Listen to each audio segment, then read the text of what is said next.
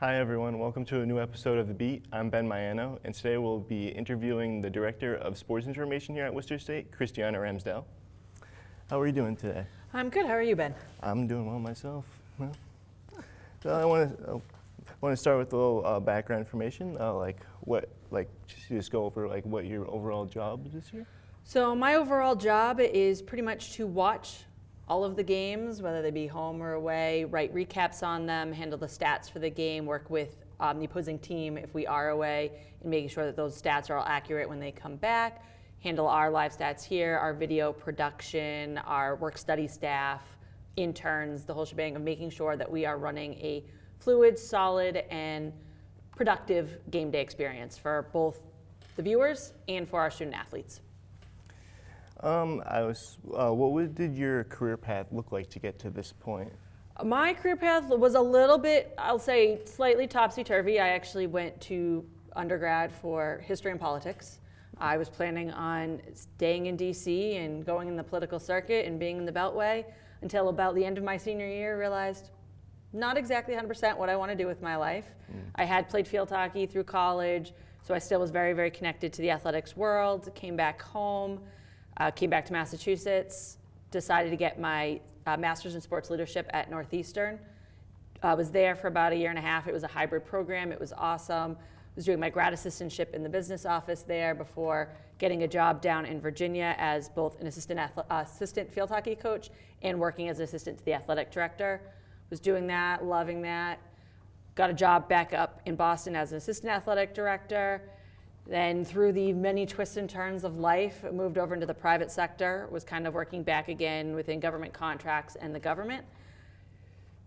You know, the lovely COVID hit, life kind of went a little helter-kilter. I realized I did not want to be in the private sector anymore. It just wasn't something that was really energizing me, speaking to the soul.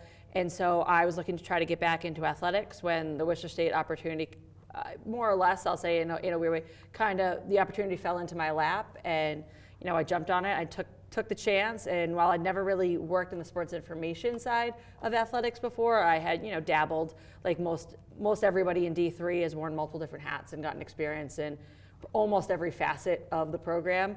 So I was willing. I'm like, yep, let me take the drive, let me take the jump, and get back into athletics that way. And here I am now, 3 years later. Nice. So.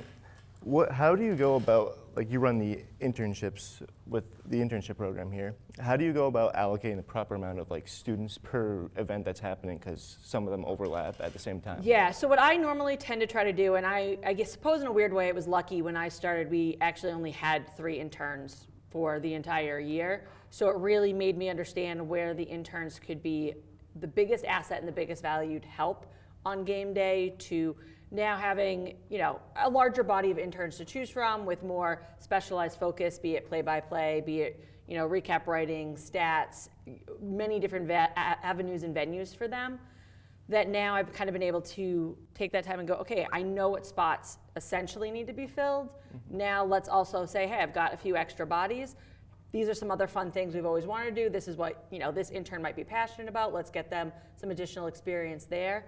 So really kind of trying to find that balance. I tend to try, at least right now for my more manageable level, keep it between 3 to 4 interns a game, because I can keep an eye on them that way, know what's going on, schedule them. If we start to get larger than that and I don't have additional support of my GA or additional staff, sometimes they can feel a little aimless of being like, I'm not 100% sure what I'm supposed to be doing. So I try to keep it in something that I can have a relative eye on at a manageable level. Following up on that, how do you juggle all the 21 different programs here at the school on game days? It can definitely be hectic at times. I'm very much into writing things down. Even when I initially started, I try to tell most of my interns at some point, pens are great, computers great, but I'm still love a pencil or a pen that I can scratch something out, because especially in athletics, things can change on a dime. I'll say, we have a women's lacrosse game happening tomorrow. Last night we just got an email that the game got moved up. So even when we think things are set, things fluctuate, things change. So it's really all about having things written out, printed out.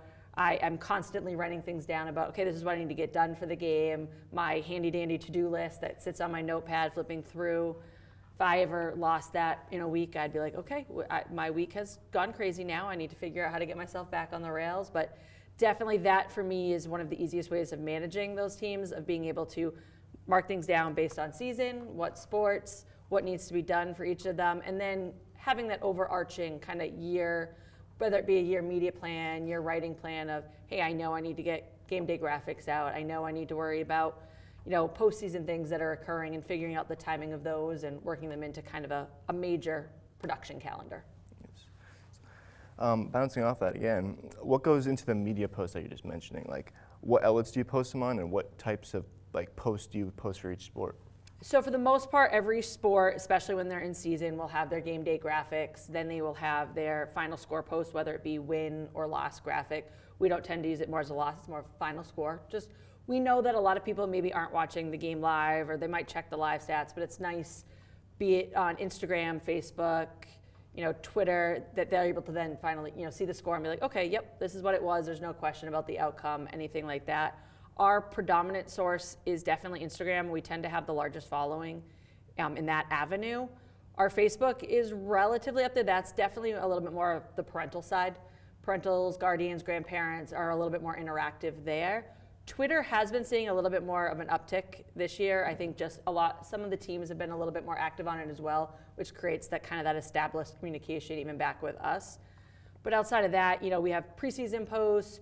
We have, all conference, player of the weeks. I'm actually working on our all conference for the winter right now, getting those out. Those are going to be coming out later this week. So there's some basic standard ones that always tend to come out, schedule releases, anything like that. Then you're just going to have, the oddball caveats that come out, or maybe an athlete was involved in something, rare. It could have been they're working as a nursing major, but also just competed in the conference championship, and we want to cover a highlight story on that. We work a lot with the school's marketing department as well, and their communications department, to craft stories and really push things out as well that are going to highlight Worcester State and draw some attention. That's nice. With what you said about all the changing of sports with delays and stuff, what has been the biggest challenge that you've had to overcome so far as the information director here? Honestly, it's more just making sure that information gets out to the public, that something has changed, a location has changed, a game time has changed, so that there's a lot of people that aren't computer savvy. They're not checking our schedule on a regular basis. So especially if something's happening, the morning of, making sure that they're aware of, hey, by the way, this game got canceled, or hey, by the way, we're actually not going to be playing it at this location now, we're going to be playing it here, and making sure that the individuals who want to know aren't showing up or finding out at the last minute of, did this get changed, what just happened, and trying to stay on the forefront of that and making sure that that information gets disseminated as quickly, efficiently as possible to the people who really need to know and really want to know. How much has the market changed since you started your position in terms of how the schools and programs, all the help they offer to their athletes? Honestly, it fluctuates, and I say that in the nicest way. I started at a D1 and we were, Northeastern certainly is not Michigan State or anything like that, but, we had help, and we had probably a 4 or 5 team staff in almost every department. And then you go down to the D2s and D3s, things get a little bit heavier of a load for each person that's in that department. And it doesn't mean that the schools aren't supportive, it's just we only have so many resources that can go around, so many people, so many things. So I think really the biggest change that I've seen over my entire career in athletics has just been the expectation of what needs to be achieved has hit a higher level, which is awesome. Which is what we want. We want a higher experience for our student athletes. So now it's just figuring out on that back end, how can we mitigate that all the way around through all the staff that we have so that we are achieving that goal for everybody. How are we getting the best video production? How are we getting the best graphic design without asking somebody, hey, can you work 72 hours in a day? Just not feasibly possible.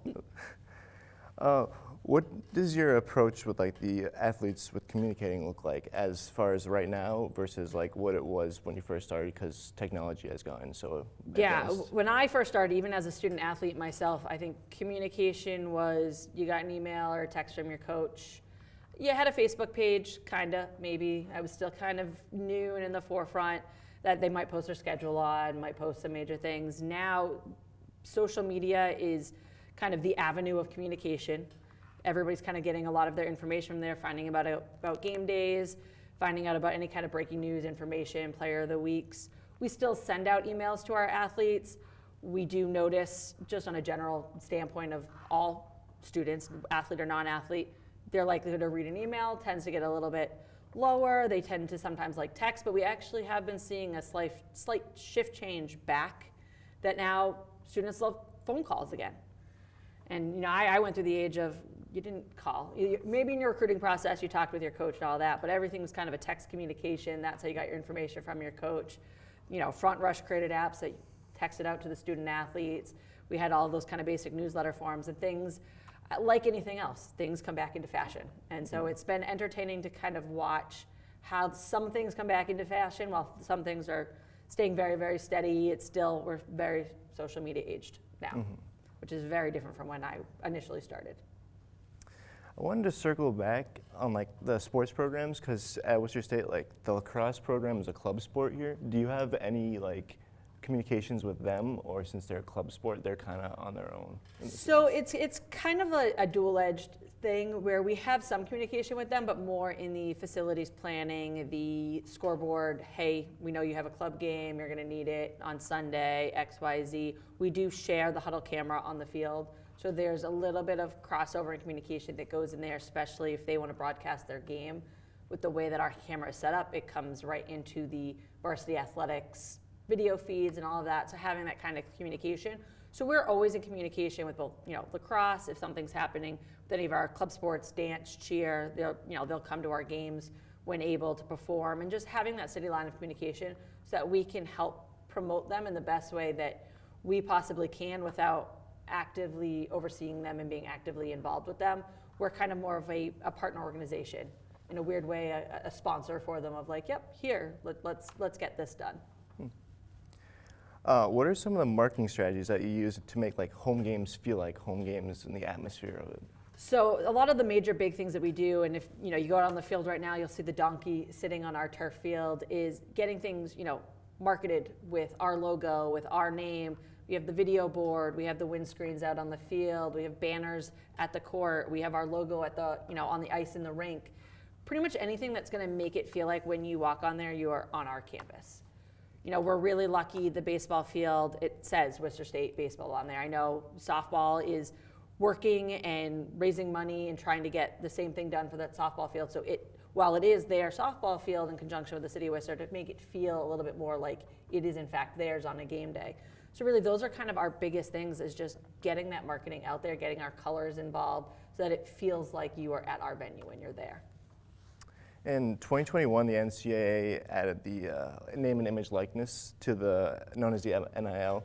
How has that affected Worcester State's athletes in the sense that now they can make money off of college, rather before as that was looked down upon by the vast majority? The advantage to D3 in the NIL sector is actually the fact that it doesn't rock the boat all that much for us, because even prior to, a lot of our student athletes weren't making, you know, lucrative contracts off, or potentially lucrative contracts off of things that they were doing. They now have that ability, which is awesome and fabulous for them. But we also are not in that, D3 wise for the most part, not that huge market share of, you know, we really have to worry about somebody signing a Nike contract deal or an Adidas one and going in contrast to we're a Nike school. So now we got to deal with that balance.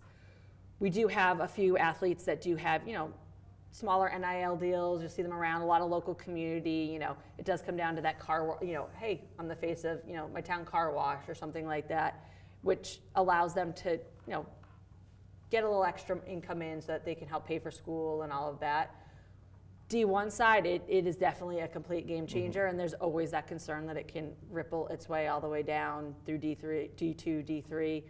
Right now, I think everyone's still just trying to figure out what it means and how they can utilize it. I know D1 definitely, they've been shaken up a little bit by it. The boat's been rocked, you know, a lot of transfers. It's definitely had a major impact on the transfer portal and who's going into the transfer portal, looking for potentially those better options.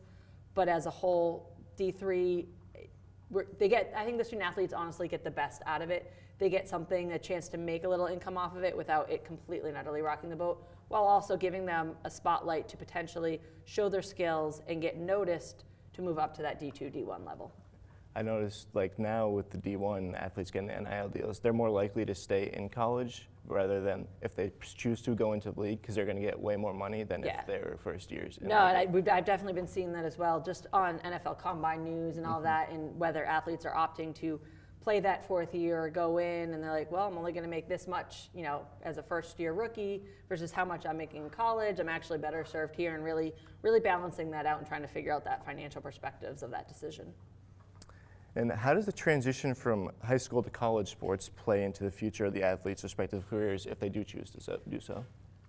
Honestly, I think the biggest transition that a lot of high school athletes in coming into college, it's a little bit of the more structure, lack of structure situation. Your classes change dramatically. You're not in 7 classes for the most part a day. You're normally maybe taking 2 or 3 classes a day, maybe Monday, Wednesday, Friday.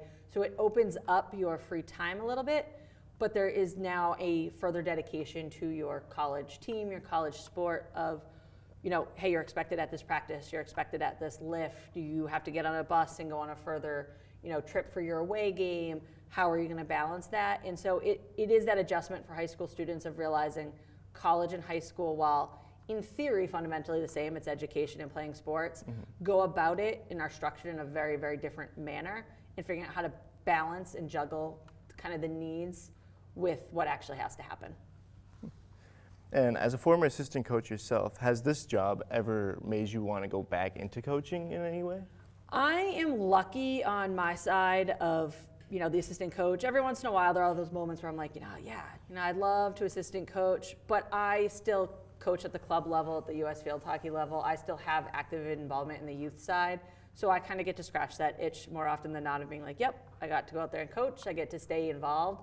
Whereas my job now, I get to see more of the sports in action. I get to be, I'm involved with soccer, field hockey, basketball, volleyball, ice hockey, going with softball and baseball down to Florida for spring break. Whereas an assistant coach, well, I won't say I was limited. I still had interactions with a bunch of the teams. I get to watch them. But you're so focused, rightfully so, on your team that you don't necessarily get to find necessarily that same enjoyment of being able to, hey, I'm just going to sit and watch this basketball game right now. So it's a nice balance between what I do outside of my position to what I do here to kind of solve that desire to be an assistant coach or go back to coaching. I wanted to circle back on the internships. Sorry. Mm-hmm. Like, have you ever had like a student here that has like exceeded like the internship level, and like you've seen them go into a part of the sports media that has happened because of the internships that you offer? Honestly, there've been a number of them. In fact, even my first year, and I will take no credit on some of the first interns that I had, because some of them were rollovers from years past and had other experience. But a number of them have gone off and working for the Red Sox, working down for. I want to say it's either CBS or NBC down in Florida, working within their sports production side.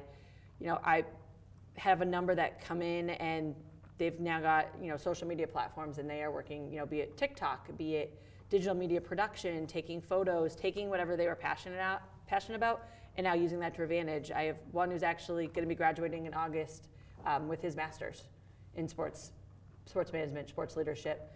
So it really is, it's about getting into that field, getting that experience. And, I'd love to say for athletics, one semester you're going to get, I've had a number of interns that, they're on year 2 going on to year 3, so that they're able to really get that well-rounded experience and bounce it and be able to take it, that I can put them in charge of a game, give them back-end access to the website and go, great, you post what you need to post, you stat the game, you in essence can kind of run this yourself, do it yourself.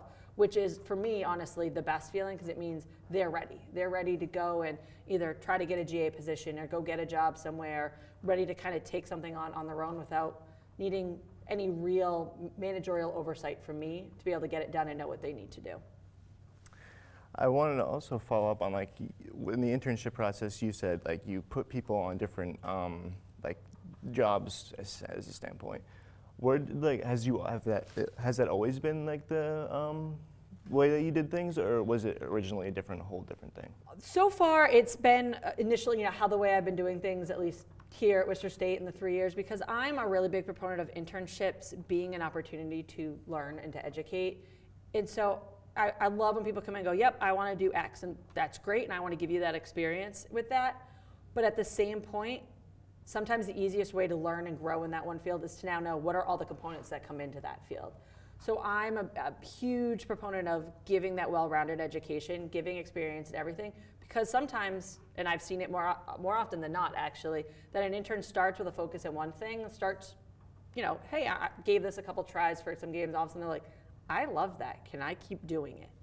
And it's like, yeah, 100%, let's get you some more experience on that, and then they've kind of taken off with that and ran. I've seen it start with, hey, I want to learn stats, I want to do recaps, to all of a sudden, I'm really passionate about photography now, because I've had to do some of the live socials for a while. Or even on the flip side, I really was into photography. Now I've started doing play-by-play. Can I do these for future games? Yeah, 100%, if that's something that you're now interested in. So that you now have, you still have that same initial passion in photography, your stats, or whatever, but now you've got another thing to add to your arsenal, another knowledge that that, say you do decide to, yep, I'm going to continue on in that photography, that's still my main passion, but now I know how to talk about it, what might be happening, how to take that shot that's going to best correlate with a recap that's being written or anything like that. You have that broader knowledge of what's going on. On that note, I'd like to thank you so much for your time here today. Yeah, no, it's been a pleasure. Have a good one, everyone.